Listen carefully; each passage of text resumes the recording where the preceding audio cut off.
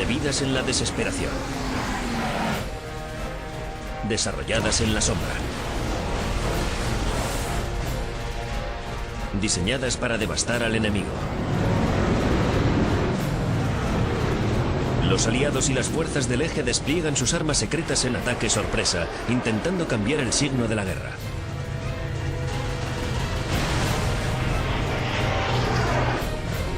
Submarinos suicidas, cohetes interceptores tripulados y bombarderos guiados por radio. Está usted en la cabina del piloto de las armas secretas de la Segunda Guerra Mundial. Experimente la batalla. Analice minuciosamente las tácticas.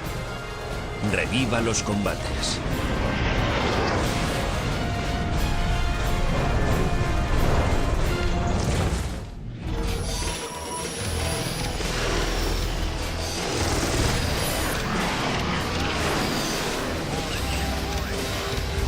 Combates aéreos, armas secretas. 24 de agosto de 1944. Una escuadrilla enorme de bombarderos B-17 rasga el cielo de Alemania. El signo de la guerra se está volviendo en contra de los nazis. Los aliados golpean objetivos por todo el país con casi total impunidad. El objetivo principal era un complejo industrial en la zona de Merseburg, que comprendía una fábrica de armamento y varias industrias químicas. Los bombarderos aliados transportan una enorme carga explosiva. Los Mustang P-51, los cazas más modernos de los aliados en Europa, proporcionan protección, dispuestos a enfrentarse a cualquier caza que se atreva a desafiar a los bombarderos. El piloto de la Luftwaffe, Siegfried Schuber, se prepara para la misión más peligrosa de su vida. Es uno de los hombres del JG-400. Está encargado de probar en combate un interceptor experimental, el ME-163 de propulsión a chorro.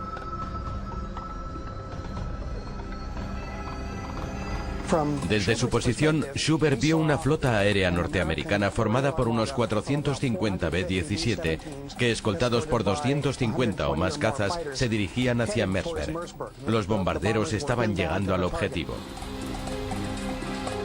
El mando da la alarma. Torpedo, la palabra clave para el lanzamiento. Se enciende el cohete de Schuber. 1600 kilos de empuje aplastan su espalda contra el asiento. El Comet alcanza con rapidez los 320 km por hora sobre la pista de despegue. Schuber desplaza ligeramente hacia atrás la palanca. El avión cohete se eleva en el aire. A 60 metros, Schuber se desprende del tren de aterrizaje. Una hélice pequeña colocada en el morro proporciona electricidad al avión. Schuber acelerará hasta superar los 600 km por hora. Cuando se alcanzaba esa velocidad, el piloto tiraba hacia atrás de la palanca para ascender en un ángulo de 60 o 70 grados de inclinación. Con el empuje tremendo que proporcionaba su cohete, podía pasar de despegar a alcanzar los 12.000 metros de altitud en 3 minutos y medio. No había nada en la Tierra capaz de igualarlo. Schuber sale lanzado a la estratosfera. En solo 3 minutos su Comet se coloca a casi 3.000 metros por encima de la escuadrilla de bombarderos que se aproxima. Los 163 se colocaban por encima para atacar en picado a gran velocidad. Era su método favorito. Schubert utilizará la táctica estándar de los Comet. Se elevará sobre la escuadrilla de bombarderos. Luego se lanzará en picado a través de ella efectuando su ataque. Después de la primera pasada a gran velocidad, se elevará como una flecha, dará la vuelta y dará una segunda pasada. En ese momento, el ME-163 se quedará sin combustible y se verá obligado a regresar a la base.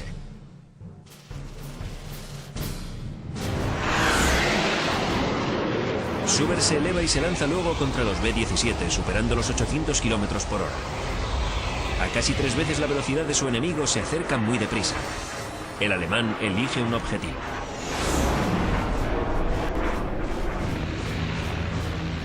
Nadie en el bombardero es consciente de que le acechan desde arriba.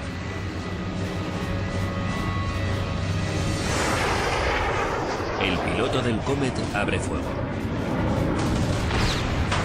La munición explosiva disparada penetra en el ala izquierda del B-17.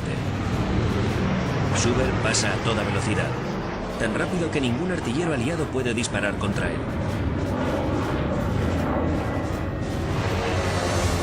Su víctima se tambalea y se cae de la formación.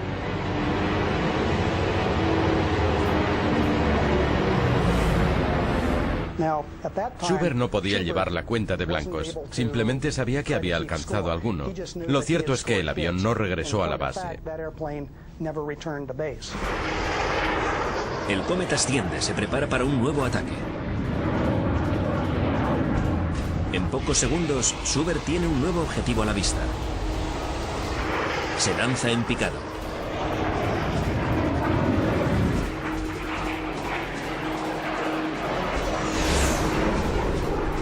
Los potentes cañones de Schubert disparan contra otra fortaleza.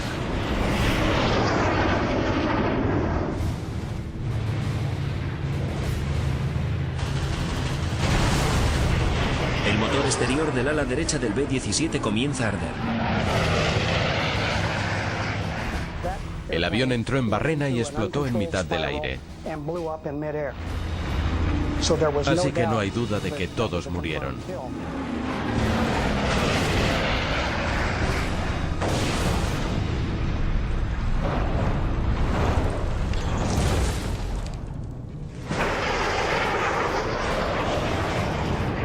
Al cabo de 8 minutos de combate, el cohete impulsor de Schubert se apaga.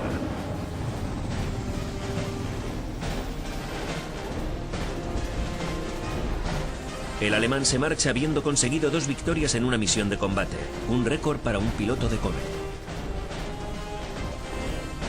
Schubert planeó hasta la base, esquivando cuidadosamente los cazas aliados. El ME-163 tocó tierra con la panza. Un aterrizaje movido, pero el fuselaje estaba diseñado para resistirlo. La misión había sido breve, pero había causado estragos.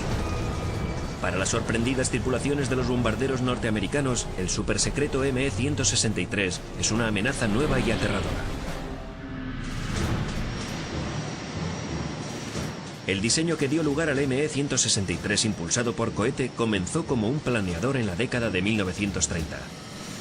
El ME-163 era una cosa regordeta y con alas muy grandes para un avión de ese tamaño. El 163 se desarrolló en principio para probar la configuración de las alas y el fuselaje. Pero hacia 1941, unos ingenieros alemanes tuvieron una idea brillante. ¿Por qué no ponemos un motor cohete en esta máquina y vemos qué pasa? El diseño secreto estaba destinado a proporcionar a la Luftwaffe un interceptor barato de corto alcance capaz de lanzar ataques en relámpago contra los bombarderos aliados. Un interceptor es un arma pilotada de corto alcance y contacto directo, cuya única misión es despegar, entablar combate y aterrizar. Para la prueba se eligió un cohete Walter. El motor era una maravilla de la tecnología. Primero se mezclaban reactivos químicos en un generador de vapor que impulsaba la bomba de combustible principal. Dicha bomba extraía más reactivos de los depósitos de combustible, llevándolos a la cámara de combustión, donde se mezclaban y ardían para generar el empuje.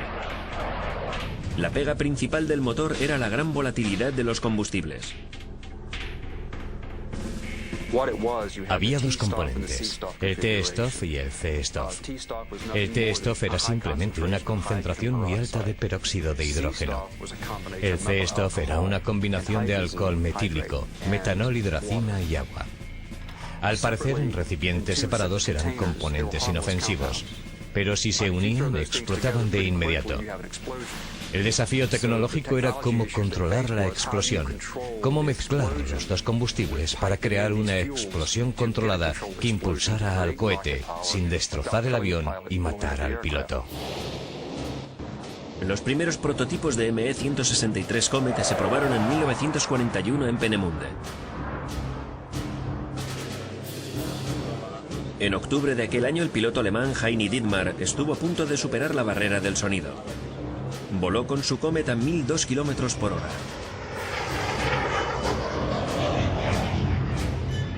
Después de las pruebas realizadas en 1942, sabían que tenían un interceptor muy rápido, capaz de ascender 4.500 metros por minuto. En 2 minutos estaba en altura operativa. Pero había una pega. El combustible se agotaba en solo 8 minutos, y una vez consumido, el avión cohete se convertía en un planeador. Un blanco fácil para los cazas enemigos.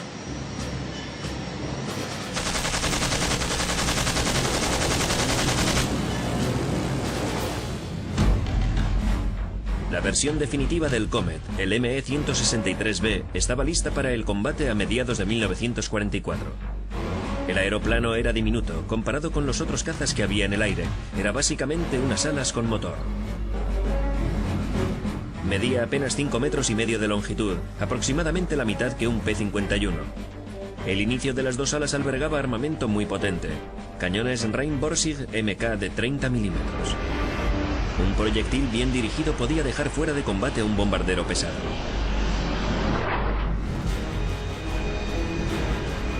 El 16 de marzo de 1945, el piloto Rolf Glöckner se elevó hacia el cielo en esta máquina increíble.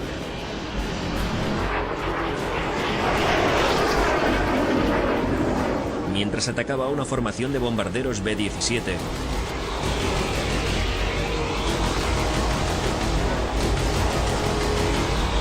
descubrió que su ME-163, además de ser veloz, servía para el combate. En un emocionante enfrentamiento cuerpo a cuerpo con el mosquito británico, Glöckner pone a prueba su Comet en una lucha a vida o muerte.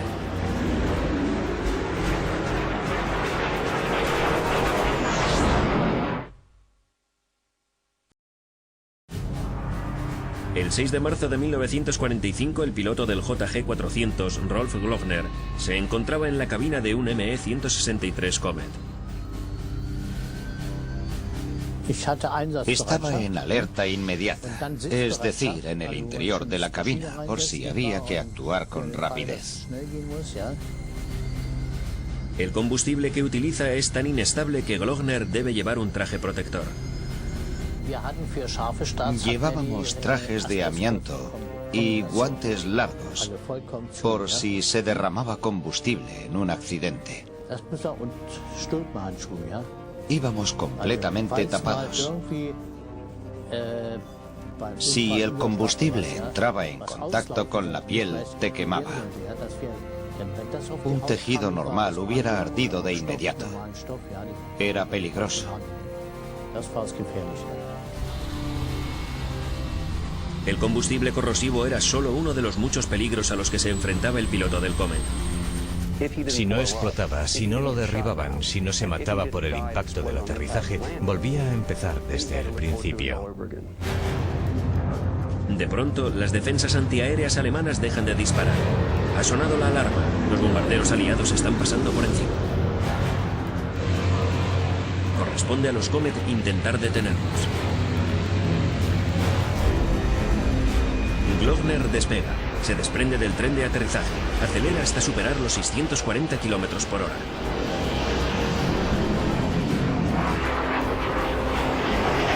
Y comienza a ascender con un ángulo de 70 grados.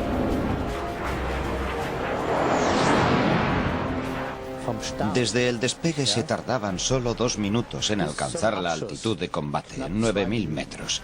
Un caza normal como el ME-109 tardaba unos 30 minutos en conseguirlo. En ese tiempo el avión enemigo podía alejarse mucho.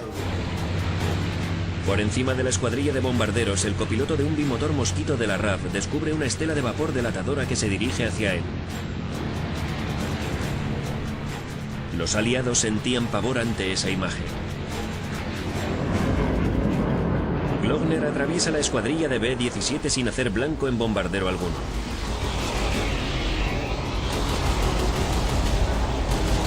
Su atención se centra de inmediato en el mosquito que pasa por encima.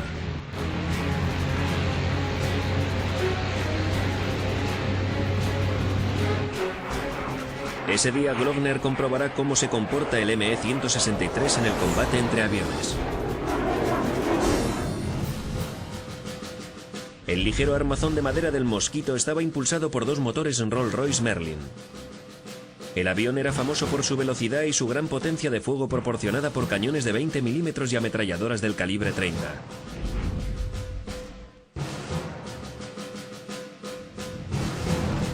El ME-163 es más rápido que el Mosquito y sorprendentemente manejable en el combate.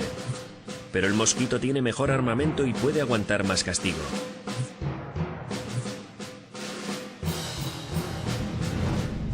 Glogner está aquí. El Mosquito está aquí. El piloto del Mosquito atacará a Glogner con la esperanza de alcanzarlo mientras el Comet está todavía ascendiendo. El Mosquito inicia el ataque. Glogner desplaza la palanca hacia adelante. Cuando estaba debajo de él, dejó caer los depósitos de las alas. Casi me alcanzan, pero pasaron rozando la punta de mis alas. Hubiera sido terrible. Tuve suerte.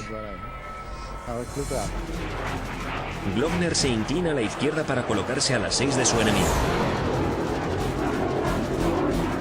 Cuando se inclina y gira, ve al piloto intentando hacer un giro cerrado para atraparlo. El combate se ha convertido en una pelea circular clásica. Ambos pilotos hacen los giros lo más cerrados que sus aviones les permiten.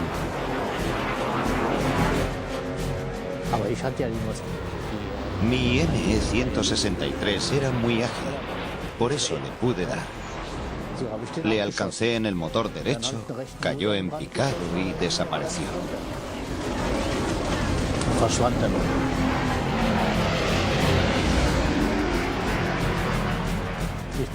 No lo seguí porque para mí estaba acabado.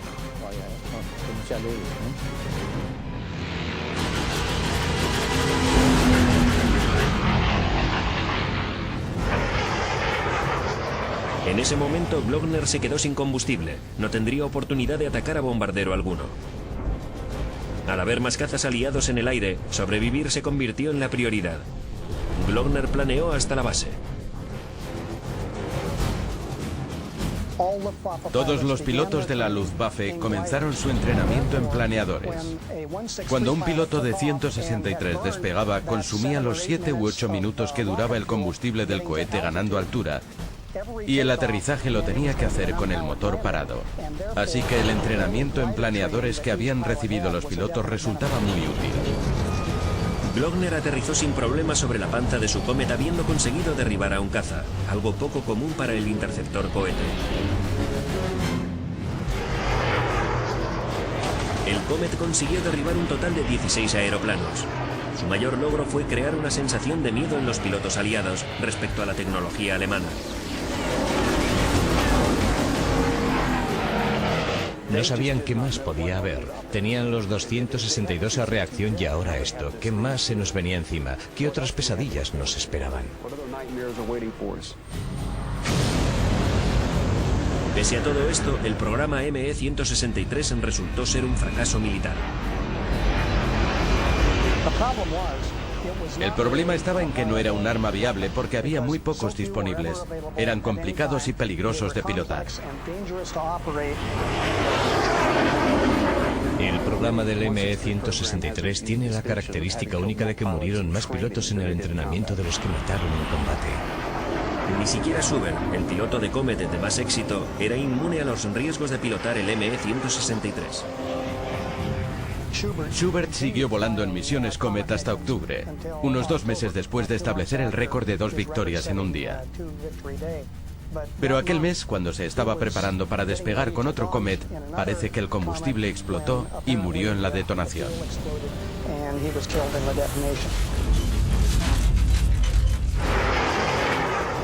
A pesar del peligro, nunca faltaron voluntarios dispuestos a llevar a la batalla a los aviones cohete. Estaban dispuestos a sacrificar la vida si era necesario para proteger a su nación. Un sentimiento que se repetía al otro lado del mundo, en el Imperio de Japón.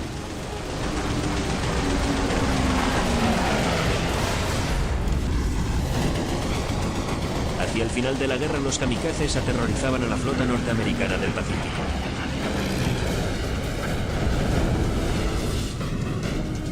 Pero estaba en preparación algo más aterrador que los pilotos suicida.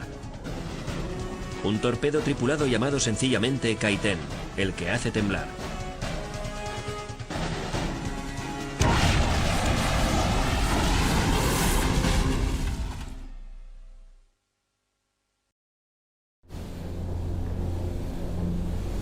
...20 de noviembre de 1944, 4 de la madrugada.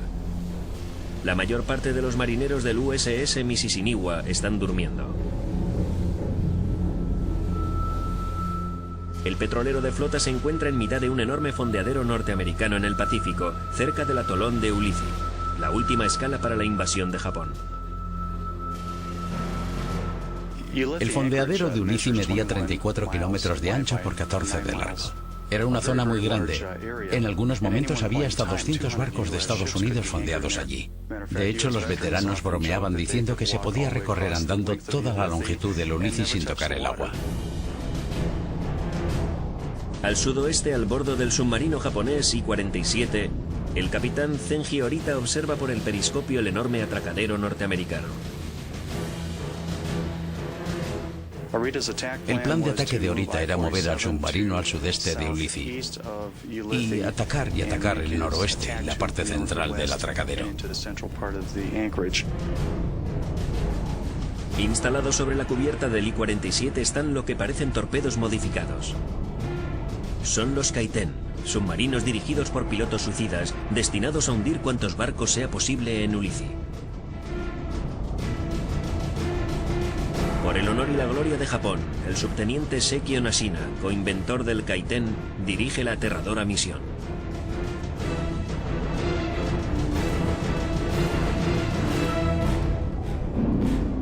A las 4 de la madrugada, Nashina y otros 3 pilotos suicidas parten de la cubierta del I-47. El plan secreto fracasa casi de inmediato.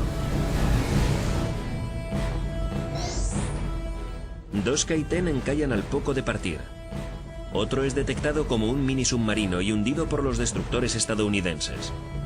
Solo queda un Kaiten, el pilotado por Nishina. El objetivo de Nishina es un portaaviones, pero dirigir el torpedo resulta complicado. Los pilotos de Kaiten, al contrario que los kamikazes, no podían ver hacia dónde se dirigían. Estaban asilados y a ciegas dentro del sumergible. La única oportunidad que tenían de ver a su objetivo era izar a mano un periscopio rudimentario, ver su objetivo, orientarse y lanzarse a toda velocidad hacia él. Un portaaviones es un objetivo inalcanzable, pero el honor exige hundir un barco norteamericano. Nashina toma una decisión fatídica. Atacará al barco norteamericano más próximo, el USS Mississiniwa. Los marineros no pueden saber el horror que les espera a causa de la nueva arma secreta del Japón imperial, el Kaiten.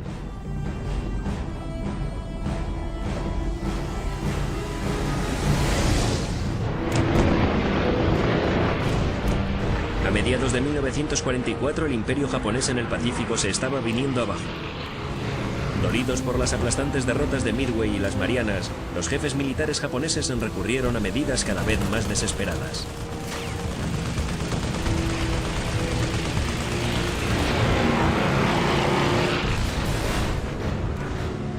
Como las Toko o armas suicidas. La lógica desesperación que colocó a pilotos en aviones kamikazes se aplicó pronto a los tristemente famosos torpedos tipo 93. Una idea de la que fueron pioneros Sekio Nishina y Oroshi Kuroki. Añadiendo una pequeña cabina en medio de la nave y un equipo rudimentario de dirección, el torpedo se transformaba en un misil guiado. El piloto podía armarse de valor y colocarse bajo la proa de los barcos de alerta y de los torpederos, que eran incapaces de detectar una nave tan pequeña. El verano de 1944 la Armada Imperial buscó voluntarios para llevar a la batalla de los submarinos suicidas. A los que recibían entrenamiento en los Kaiten se les llamaba pilotos de esta rama. Los seleccionaban principalmente entre los aviadores de la Marina Imperial japonesa. Harumi Kawasaki fue uno de aquellos aviadores. Supuse que era algo relacionado con aviones. Después de graduarnos, nos pusieron en un tren con destino desconocido. No nos dijeron a dónde íbamos. Una vez emprendido el viaje, nos dijeron que íbamos a Kure. En Kure nos llevaron a una base de submarinos. Solo entonces comprendí de qué nuevo tipo de arma se podía tratar.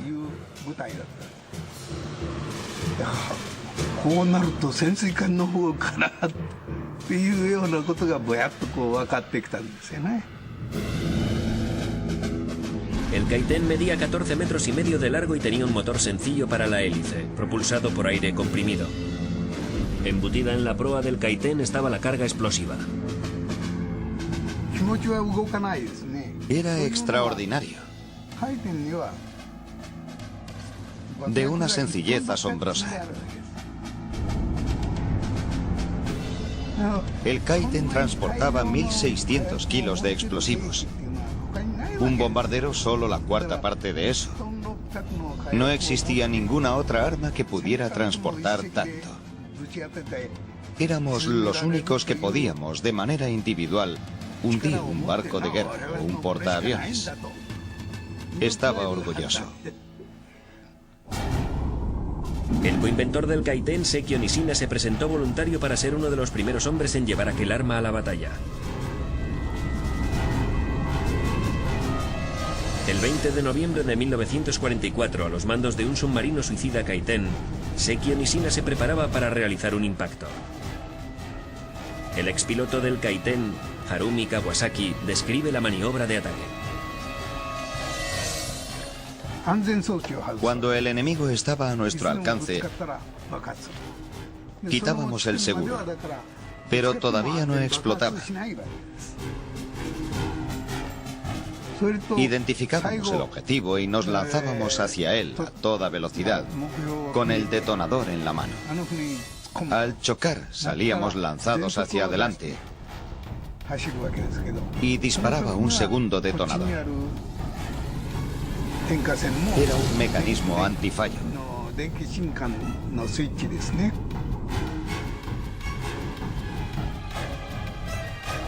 A las 6 menos cuarto de la madrugada, el que hace temblar, golpea.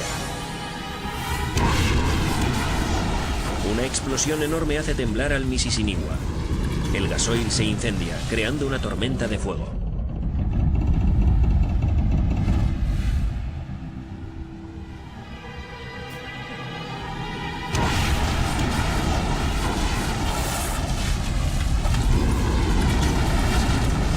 Las llamas entraron por las compuertas abiertas y barrieron los camarotes de proa, envolviendo en llamas a los hombres que murieron de forma instantánea en sus literas. En el extremo opuesto del barco, el marinero de segunda de 19 años, Herb Deitch, tiene un despertar brusco. Estaba en la litera y la onda expansiva me tiró al suelo. Estaba en la segunda litera. Naturalmente quería saber cuál era el problema. Las llamas saltaban por un agujero de 22 metros abierto en el casco. La nube de humo asfixiante se elevaba más de 1,5 kilómetros hacia el cielo. Los marineros de los navíos circundantes y los de todo el Ulithi veían que el barco estaba completamente envuelto en humo y llamas y pensaban que ni uno solo de los marineros del Mississiniwa podría sobrevivir. Deitch llegó a la cubierta superior y observó la escena. Lo único que se veía era humo, cantidades infinitas de humo.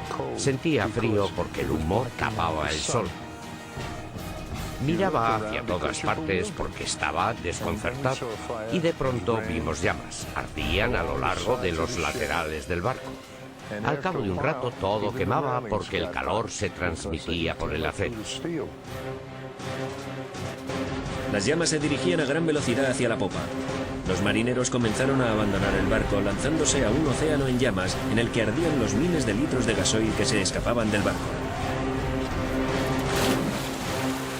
Le dije que no se pusieran los chalecos salvavidas porque se incendiarían y se quemarían.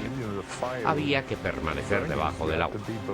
Al saltar había que bucear para salvar las llamas, como nos habían enseñado en el campo de entrenamiento. Las lanchas de rescate de los barcos circundantes desafiaron a las llamas y al humo para salvar a sus compañeros. Al final, rescataron a 200 hombres.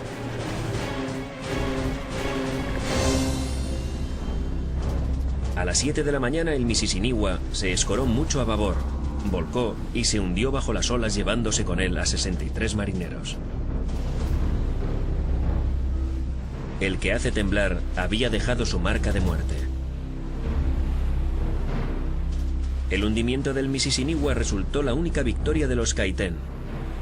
El programa fue un fracaso rotundo. Solo la mitad de los pilotos de Kaiten que salieron de los submarinos nodriza llegaron al menos a ver su objetivo. También perecieron más de 2000 tripulantes japoneses de los submarinos nodriza que llevaban a los Kaiten al combate.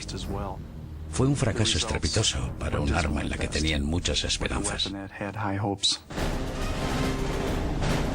El desarrollo por parte de Japón y Alemania de armas secretas no convencionales resultó un fracaso táctico. Pero la existencia de esas sorprendentes herramientas de destrucción empujó a los aliados a crear programas de armas supersecretas.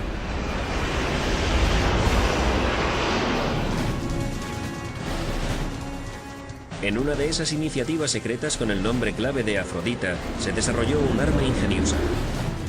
Un bombardero cargado de explosivos y guiado por radiocontrol. El precursor de los misiles teledirigidos actuales. Aquel esfuerzo iba a costar la vida a un norteamericano prominente.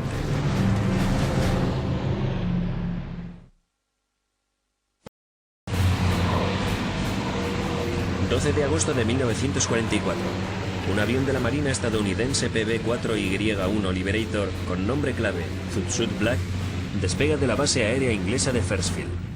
A los mandos va el capitán de 29 años Joseph Kennedy, hermano mayor del futuro presidente John Fitzgerald Kennedy. Su copiloto es el oficial artillero Wilford Willey. Ambos son veteranos con decenas de acciones peligrosas de combate a sus espaldas, pero la de hoy no es una misión corriente. El 23 de julio de 1944, la Marina puso en marcha el llamado Proyecto Envil, que era el homólogo de la Marina al Proyecto Afrodita. Consistía en eliminar de un PB-4Y-1 Liberator todos los componentes, excepto los necesarios para pilotarlo, y llenarlo con 9000 kilos de explosivo Torpex de alta potencia. El avión también está equipado con lo último en tecnología de radio y televisión. El Zoot Black es una bomba enorme guiada por radiocontrol, destinada a destruir una de las armas secretas más temibles de la Alemania nazi. Durante el verano de 1944, Alemania sacó a la luz uno de sus proyectos más secretos, las armas de la serie V. La V provenía de la palabra alemana Welpenschlag, o armas de venganza.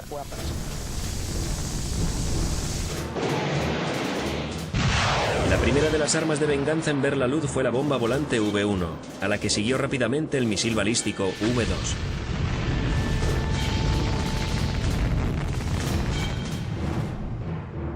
Y ahora Hitler se prepara para completar la trilogía de terror con el supercañón V3. Una pieza de artillería de largo alcance capaz de disparar obuses enormes desde Mimoyex, en Francia, hasta el corazón de Londres, a razón de 2 obuses por minuto. El V3 era especialmente temible, porque podía hacer llegar más de 600 proyectiles hasta el centro de la ciudad. No quiero pensar en los miles de personas que hubieran resultado muertas o heridas en un ataque semejante. Los aliados concentraron sus esfuerzos en neutralizar los centros de armas V esparcidos por los campos del norte de Francia. Pero las bases secretas alemanas estaban muy protegidas. Aquellas instalaciones estaban tan reforzadas con protecciones de cemento y acero que las bombas convencionales no las dañaban. La desesperación de los aliados alcanza su punto álgido. Se propone una idea que mezcla la última tecnología con un avión de combate anticuado, dando como resultado un misil guiado rudimentario. En junio de 1944, unas 2 semanas después del día D, la 8ª División Aérea en Inglaterra recibió permiso para lanzar el Proyecto A, que significaba Afrodita. Era un programa innovador que consistía en cargar un bombardero B-17, cargarlo hasta los topes con 11 toneladas de explosivo de gran potencia y, mediante control remoto, usando la recién descubierta tecnología de televisión, guiarlo a través del Canal de la Mancha y dejarlo caer con precisión sobre objetivos concretos.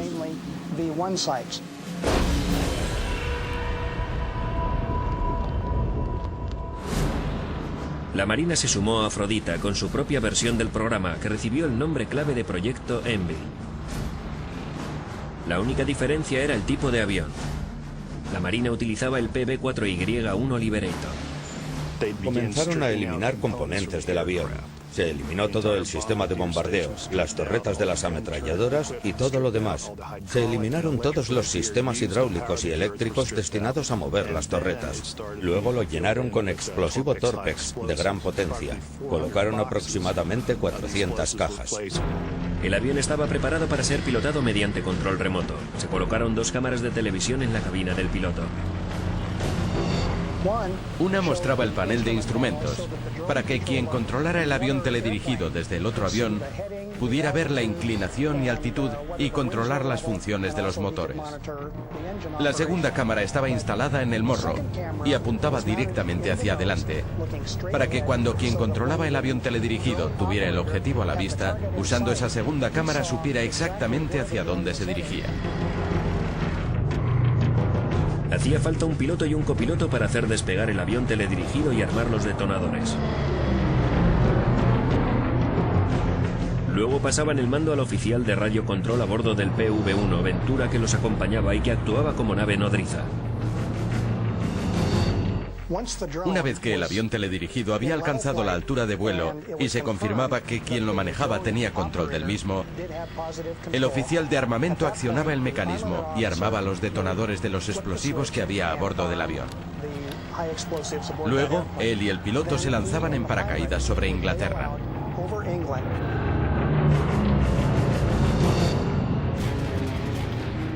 El oficial de radio control a bordo de la nave nodriza controlaba el vuelo del avión teledirigido sobre el Canal de la Mancha en un monitor de televisión. Una vez sobre el objetivo se lanzaba el avión en picado, explotaba al chocar y causaba daños irreparables.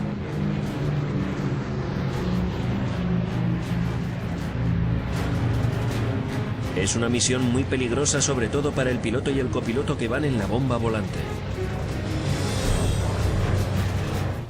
Era una misión denominada Alto Secreto, que requería lo mejor de lo mejor.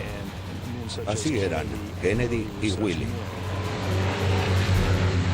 El 12 de agosto de 1944, Kennedy y Willie forman parte de una misión secreta destinada a eliminar la fortificación del supercañón V3 en Mimoyex, Francia. A última hora de la tarde de aquel día, hacen despegar al pesado Liberator hacia una cita con su destino.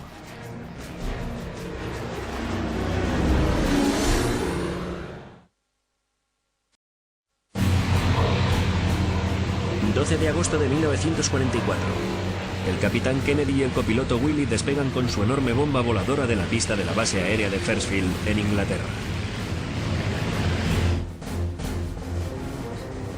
Una vez en el aire, la tripulación del Liberator se une a 12 aviones más que forman la escuadrilla de ataque.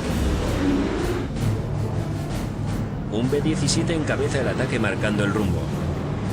El Zoot Black de Kennedy lo sigue como a 1,5 kilómetros. Flanqueando al Liberator, 2 P-38 transportan a los jefes de la misión. 3 kilómetros por detrás del avión teledirigido, 2 PV-1 Ventura actúan de nave nodriza. Cada uno de ellos lleva un oficial de radio control y el equipo necesario para llevar el avión hasta el objetivo. 2 bimotores Havilland Mosquito hacen labores de reconocimiento. Uno comprueba la meteorología, el otro fotografía la misión. Otro B-17 vuela siguiendo al grupo haciendo de repetidor para asegurar una buena comunicación sobre el Canal de la Mancha.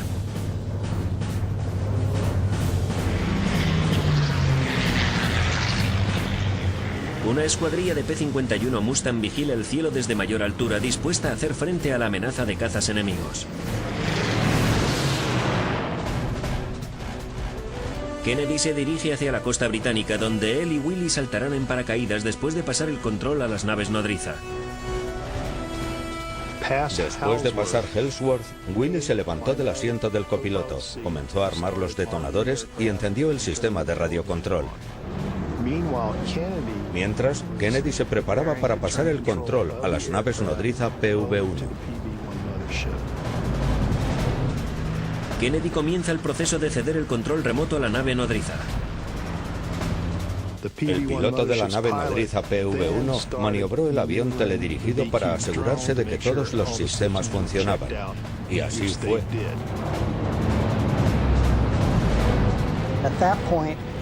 Se dio orden de continuar la misión, porque se había comprobado que el PB-4I respondía al sistema de radiocontrol. En ese momento Kennedy se preparó para saltar y Willy terminó de armar los detonadores de los explosivos para saltar junto a su compañero. Pero de pronto llegó el desastre. El oficial de radiocontrol tiene un problema técnico con la televisión. La señal se corta. Menos de un segundo después se produce una explosión.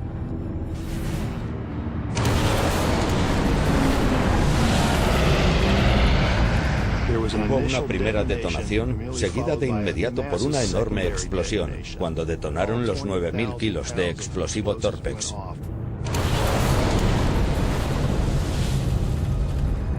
La explosión derribó cientos de árboles y edificios que estaban situados a 25 kilómetros de distancia resultaron seriamente dañados. La onda expansiva alcanzó a todo el grupo de aviones.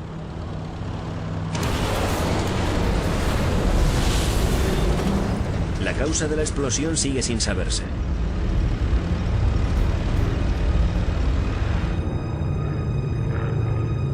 Pero lo más probable es que un circuito defectuoso en el panel disparara uno de los detonadores.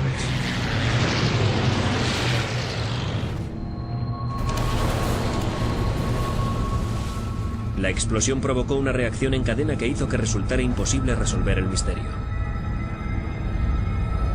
Los restos del avión se esparcieron por una zona de 13 kilómetros cuadrados. La pieza más grande del avión de Kennedy medía menos de 30 centímetros. Como resultado del fracaso estrepitoso de la misión y la muerte de Kennedy y Willy, saltan dudas sobre el proyecto Envil.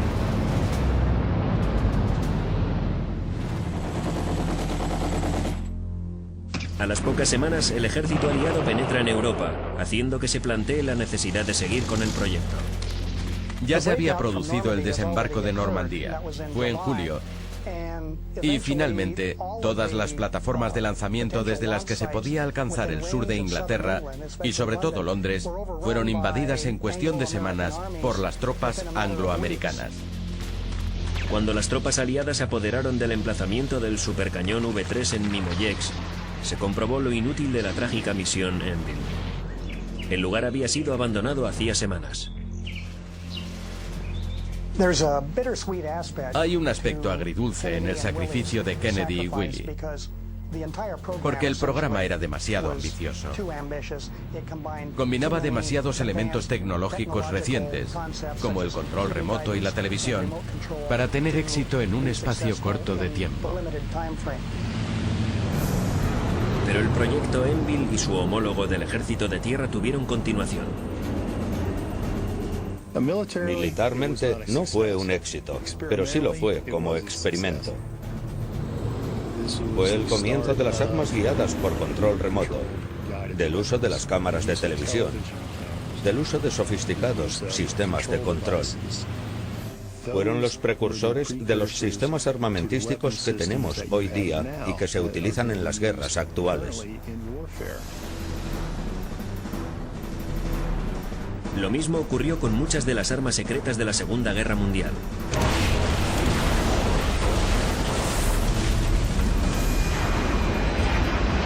Su impacto inicial se ha visto ensombrecido por su legado de investigación, desarrollo, prueba y error, que han pavimentado el camino para las tecnologías del futuro.